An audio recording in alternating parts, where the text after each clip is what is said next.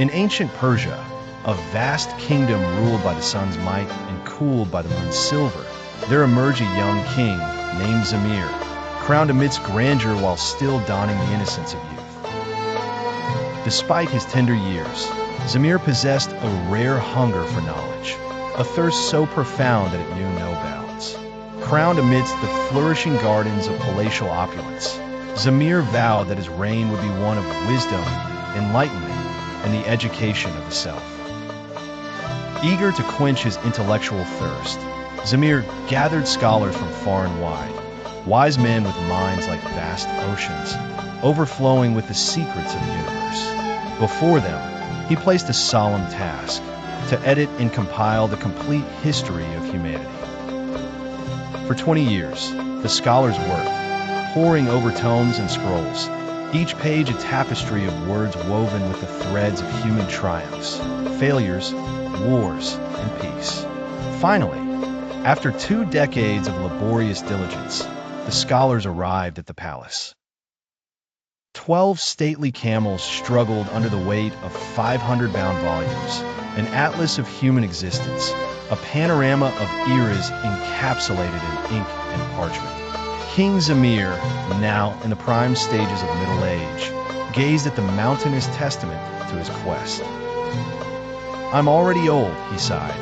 "I will never have time to read all these volumes before fate guides me to the other world. Deliver unto me an abridged edition."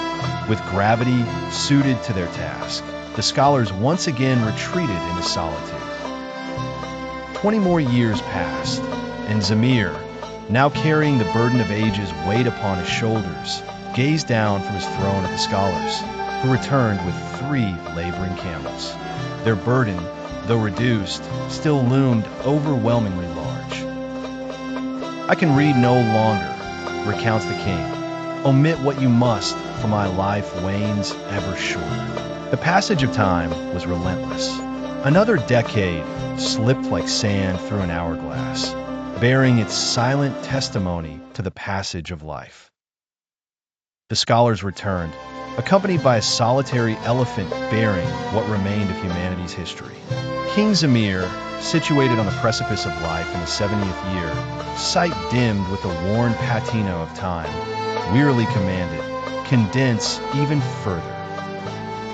Years continued to flow, elusive as shadows in the dusk, until Zemir lay on his bed, prostrate, fading from the world. His scholars, too, had aged, their faces etched with the lines of time. At last, they returned, one lone volume in hand. As Zemir felt the chill hand of time at his shoulder, he realized the closure of efforts was near.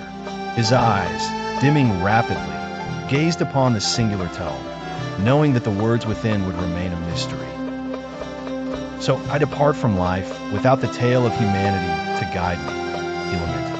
Then the eldest scholar, frail hands entwined with wisdom and mortality, leaned closer, uttering in hushed tones the essence of their pursuit. "I will explain to you the history of man in 3 words. Man is born, suffers, and finally dies." And with those words, Zemir, the king who yearned to comprehend all, drifted away on the currents of eternity, the transformation complete, a man, a life, an end.